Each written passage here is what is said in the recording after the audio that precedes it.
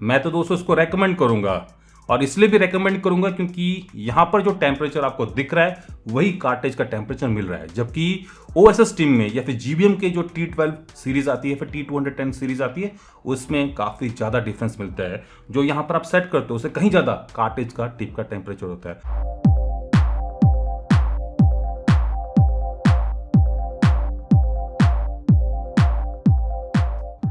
Hi friends, कैसे हो आप लोग। दोस्तों आज मैं आपके लिए लेके आऊं बाबा टूल का T12A।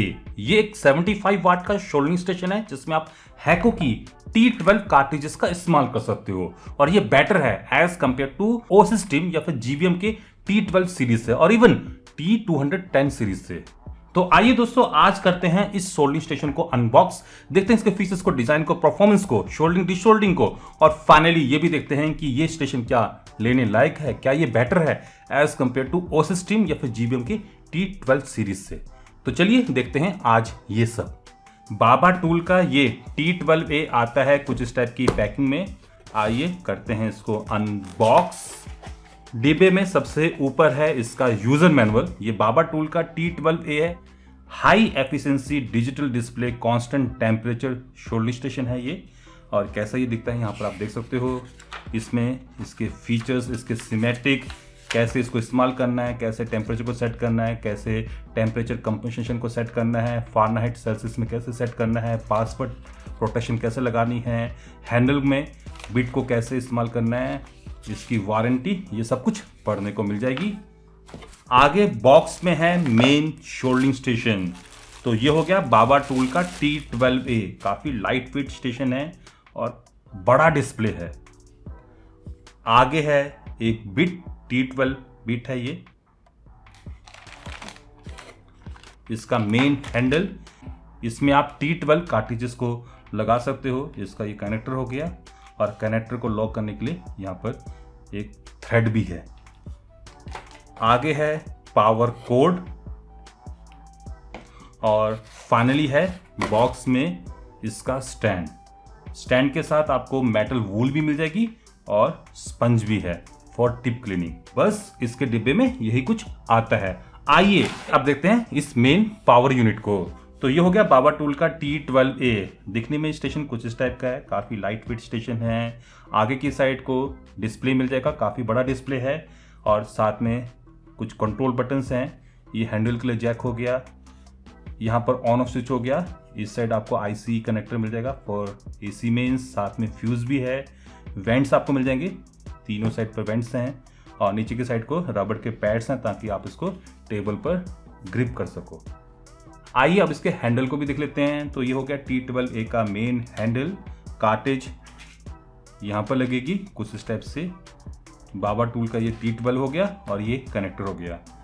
आइए अब इसको स्टेशन में फिट करते हैं। तो ये कुछ इस टाइप से फिट हो जाएगी, और ये जो लॉक है इसको आप ले जाइए आगे की साइड को और लॉक कर देना है। अब ये जो केबल है ये बाहर नहीं निकलेगी। कुछ स्टेप का स्टैंड आपको इसके साथ में मिल जाएगा। सॉलिड है ये। यहाँ पर आपको मेटल वूल को रखने के लिए कंपार्टमेंट मिल जाएगा, और यहाँ पर स्पंज को, और हैंडल जाएगा यहाँ पर। तो स्टैंड कुछ इस टाइप का हो गया और स्टेशन कुछ इस टाइप का। तो now this station is ready to use. चलिए अब इसको ऑन करते हैं। पावर बटन यहाँ पर है, तो ये ऑन हो गया है और स्टेशन गर्म भी होने लग गया है। टेम्परेचर बाय डिफॉल्ट 380 पर सेट है, और ये 380 तक पहुंच भी गया है।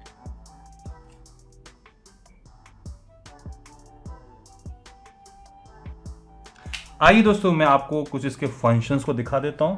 तो ये हो गया इसका मेन डिस्प्ले, काफ़ी बड़ा डिस्प्ले है। 380 मैंने सेट किया है। सेट टेम्परेचर यहाँ पर पढ़ने को मिल जाएगा, और करंटली टिप का क्या टेम्परेचर है वो यहाँ पर पढ़ने को मिल जाएगा।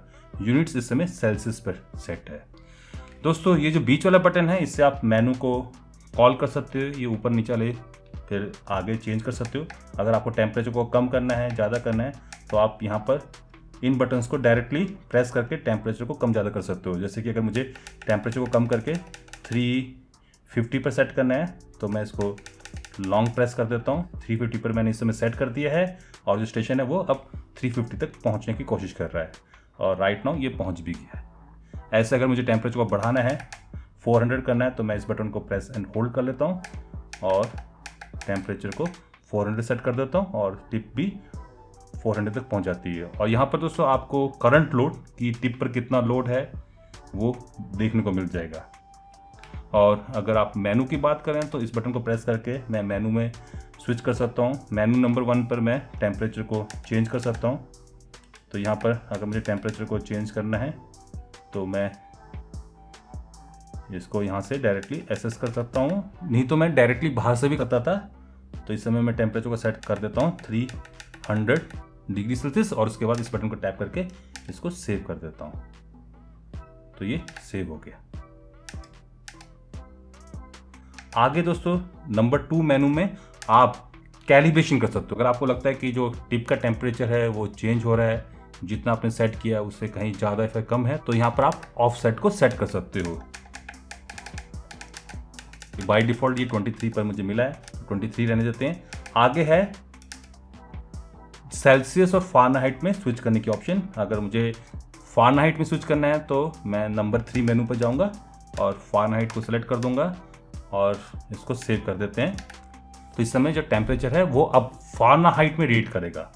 तो ये अब फ़ारेनहाइट में चला गया। आइए वापस से सेल्सियस पर सेट कर देते हैं। नंबर 4 में आप पासवर्ड प्रोटेक्शन को सेट कर सकते हो। जैसे कि अगर मैं सेट करना चाहता हूँ 100, तो ये मुझे 2 बार एंटर करने के लिए कहेगा और ये पासवर्ड अब सेट हो गया है। तो ये स्टेशन अब पासवर्ड प्रोटेक्शन मोड में चला गया है और इस समय कोई भी बटन काम नहीं करेंगे। बस अगर आप सेंटर बटन को टैप करोगे तो ये आपसे पासवर्ड मांगेगा और अगर आप सही पासवर्ड डाल देते हो तो स्टेशन है वो अनलॉक हो जाएगा। और फाइनली है रिटर्न मेनू, जिसको प्रेस करके आप वापस मेन डिस्प्ले पर जा सकते हो। तो यहाँ पर कोई ज़्यादा हौच पौच नहीं है, बस बहुत सिंपल सा ये स्टेशन है। अगर आपको टेम्परेचर को कम ज़्यादा करना है तो आप डायरेक्टली इन बटन्स को प्रेस करके टेम्परेचर को अपने हिसाब से सेट कर सकते हो। तो इससे मैं टेम्परेचर को मैंने 300 पर सेट कर रखा है। चलिए दोस्तों देखते हैं कि क्या इसकी जो टिप है वो भी 300 ही टेम्परेचर दिखा रही है। आइए सबसे पहले कंपनसेशन को 0 कर देते हैं। टेम्परेचर को मैंने इस समय 300 पर सेट किया है। चलिए देखते हैं कि क्या सच में टिप का टेम्परेचर भी 300 पर ही है। तो मैं यहाँ पर मॉनिटर करने जा रहा हूँ विद द हेल्प ऑफ तासी थर्मामीटर।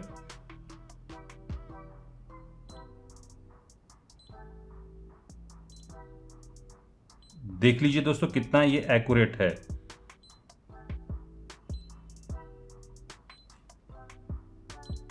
मैंने सेट किया है और मुझे 300 के लगभग ही मिल रहा है। टेम्परेचर एक्यूरेसी इसकी काफ़ी बढ़िया है। अगर मैं ओएसएस टीम के T12X की बात करूं, चलिए इसको भी ऑन करते हैं और इसको भी 300 पे ही सेट करते हैं। तो यहाँ पर टेम्परेचर को मैंने 300 पर सेट किया है। आइए देखते हैं कि एग्जैक्टली में कितना सेट हुआ है। 320, लगभग 20 डिग्री ज़्यादा सेट हुआ है। मैंने सेट किया है 300 और टिप का टेम्परेचर पहुंच रहा है 320। और अगर मैं टेम्परेचर को ज़्यादा करूंगा तो 350 पर 420 पहुंच जा रहा है। ऐसे दोस्तों इनका T210 भी है। इस पर भी मैंने टेम्परेचर को 300 पर सेट किया है और टिप का टेम्परेचर ये 300 बता रहा है। आइए देखते हैं कि एग्जैक्टली टिप का टेम्परेचर है कितना।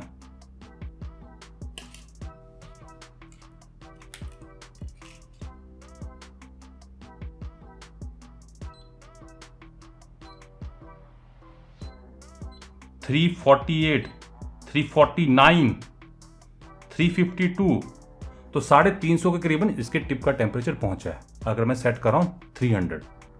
और इसी कारण से दोस्तों मेरी एक जो कार्टेज है इसकी, ये नाइफ वाली, ये ख़राब हो चुकी है, ये काम नहीं कर रही। मुझे नहीं मालूम था दोस्तों कि जो टेम्परेचर है वो इतना फ्लक्चुएट कर रहा है, इतना ज़्यादा हो रहा है। मैंने तो सेट किया था 380 और एग्जैक्टली ये शायद 450 या फिर 450 ज़्यादा पर इसकी कार्टेज थी। तो ऑब्वियसली ज़्यादा लंबे समय तक अगर मैं इस्तेमाल करता हूँ तो ख़राब हो जाएगी और ये ख़राब हो भी गई। तो ओएसएस टीम के ये T12, T12X, T12D या फिर T210, सिमिलरली इस टाइप से जीवीएम के ये जितने भी स्टेशन है, इसमें टेम्परेचर कंट्रोल उतना बढ़िया नहीं है, टेम्परेचर एक्यूरेसी उतनी बढ़िया नहीं। जबकि बाबा टूल के इस T12A में टेम्परेचर एक्यूरेसी आपको काफ़ी बढ़िया मिल जाएगी। इवन दोस्तों अगर मैं टेम्परेचर को चेंज भी कर दूं, इस समय टेम्परेचर 300 पर सेट है, और अगर मैं मेज़र करूं विथ थर्मोकपल तो ये भी 300 के करीबन ही दिखा रहा है। और अगर मैं टेम्परेचर को कम भी कर दूं, जैसे कि इसके टेम्परेचर को अगर मैं 250 पे ले जा रहा हूं और ये अभी 250 तक पहुंच भी गया है, तो 250 पर भी ये मुझे सही दिखा रहा है।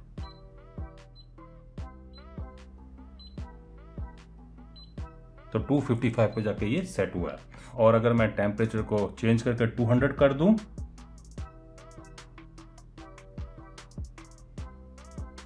तो ये लगभग 200 ही दिखा रहा है। और इवन अगर मैं कार्टेज को बदल भी दूं ना, तब भी एक्यूरेसी वही रहती है। तो इस समय मैंने ये नाइफ वाली कार्टेज लगा दी है और टेम्परेचर 350 पे ही सेट है, और ये जो कार्टेज है ये गर्म भी हो गई है। चलिए देखते हैं कि टेम्परेचर कितना आ रहा है इसका। 353। टेम्परेचर एक्यूरेसी कार्टेज के बदलने के बाद भी बनी रहती है। तो टेम्परेचर रेंज कोई भी हो, ये हमें एक्यूरेट टेम्परेचर सेटिंग करके देता है। जो यहाँ पर डिस्प्ले पर आपको दिखता है वही टिप का कार्टेज का टेम्परेचर भी होता है। ऐसा दोस्तों आपको T210 में और T12 या फिर T12D, T12X में नहीं देखने को मिलेगा। वहाँ पर टेम्परेचर सेटिंग काफ़ी इनएक्यूरेट है, और इसी वजह से मैंने आपको दिखाया मेरी जो कार्टेज थी T210 की वो खराब हो गई। चलिए दोस्तों अब इसको इस्तेमाल करते हैं। आइए सबसे पहले देख लेते हैं कि ये कितना जल्दी गर्म होता है। तो समय लगा रहा है बट डेफिनेटली गर्म तो ये हो गया है। देखते हैं कि क्या टिप पर शोल्डर स्टे करता है। जी हाँ दोस्तों, टिप पर शोल्डर काफ़ी आसानी से स्टे कर जाता है, चिपक जाता है, जो कि काफ़ी अच्छी टिप की निशानी है। काफ़ी बड़ा थर्मल मास है ये। आइए देखते हैं कि क्या मैं इसको डी शोल्डर कर सकता हूँ। थोड़ा सा यहाँ पर फ्लक्स लगा देते हैं, और थर्मल कंडक्शन के लिए मैं कुछ शोल्डर यहाँ पर लगाने जा रहा हूँ। वाओ, काफ़ी आसानी से दोस्तों इसने इसको मेल्ट कर दिया। 75 वाट का ये स्टेशन है तो डेफिनेटली मेल्ट तो ये करेगा। चलिए इस मेल्ट को उठा देते हैं। तो ये जो ट्रैक है, आई थिंक दैट कि अब ये निकल जाएगा। तो ये निकल गया है। चलिए इसको वापस भी लगा देते हैं।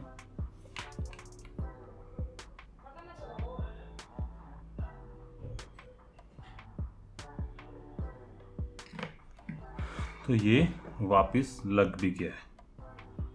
आइए अब मैं इस बोर्ड से इस इंडक्टर को निकालने की कोशिश करता हूँ। तो इसके ट्रैक्स ये हो गए, ये 4 ट्रैक्स हैं। चलिए इन पर थोड़ा सा फ्लक्स लगा देते हैं।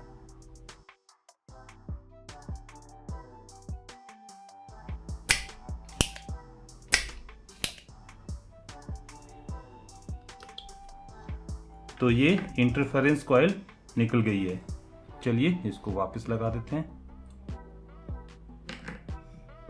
75 वाट का ये शोल्डरिंग स्टेशन है, तो नो डाउट बड़े बड़े थर्मल मासेस को, ग्राउंड पैड्स को, कॉपर के ट्रैक्स को ये आसानी से मेल्ट कर सकता है, शोल्डर डी शोल्डर कर सकता है। चलिए अब देखते हैं असेंबली कंपोनेंट्स पर। यहाँ पर मैं इस रजिस्टर को निकालने जा रहा हूँ। ये एक रजिस्टर है। मैं टेम्परेचर को थोड़ा सा बढ़ा देता हूँ ताकि जो ट्रैक है वो गर्म हो जाए, और एक साइड से भी गर्म करने में जो रजिस्टर है ये निकल जाए। तो ये रजिस्टर निकल गया है।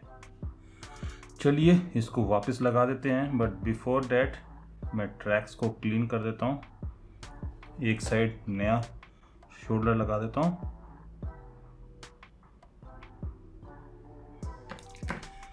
तो ये रजिस्टर वापस से लग भी गया है। तो असेंबली कंपोनेंट्स के लिए भी ये काफ़ी अच्छा आयरन है। और इवन दोस्तों आप इस आयरन की जो कार्टेज है उसको चेंज कर सकते हो। मार्केट में काफ़ी सारी T12 की कार्टेजेस आपको मिल जाएंगी। जनरली 3 टाइप की आती है, कॉनिकल और एक बैंड वाली आती है, और कुछ इस टाइप की नाइफ वाली आती है। तो आप इनका भी इस्तेमाल कर सकते हो। यहाँ पर जो कार्टेज है ये कॉनिकल है, बट दोस्तों थोड़ी सी बड़ी है। तो बड़े बड़े कॉम्पोनेंट्स के लिए, बड़े बड़े थर्मल ट्रैक्स के लिए, शोल्डर मासेस के लिए ये बढ़िया टिप है। बट अगर आपको असेंबली कंपोनेंट्स पे काम करना है तो मैं दोस्तों रेकमेंड करूंगा कि जो पतली कार्टेजेस आती हैं, जिनमें जो आगे की टिप है वो पतली होती है, तो आप उनका इस्तेमाल करें फॉर असेंबली कंपोनेंट्स। चलिए कुछ और यहाँ पर शोल्डर डी शोल्डर करते हैं। आइए इस बोर्ड से इस आईसी को निकालते हैं। खूब सारा यहाँ पर फ्लक्स लगा देता हूँ।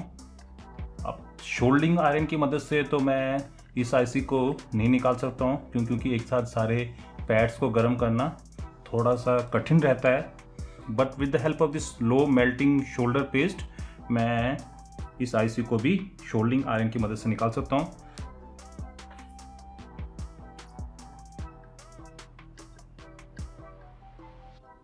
तो देख सकते हो कितनी आसानी से ये आईसी निकल गई है। चलिए इस आईसी को वापस लगाते हैं। ट्रैक्स क्लियर हो गए हैं। चलिए आईसी को लगा देते हैं। मैं सबसे पहले एक ट्रैक पर थोड़ा सा शोल्डर लगा देता हूँ, तो ये आईसी वापस लग भी गई है। दोस्तों इसकी टिप को मैं क्लीन कर सकता हूँ। यहाँ पर जो ये मेटल की वूल दे रखी है, इससे मैं टिप को क्लीन कर सकता हूँ।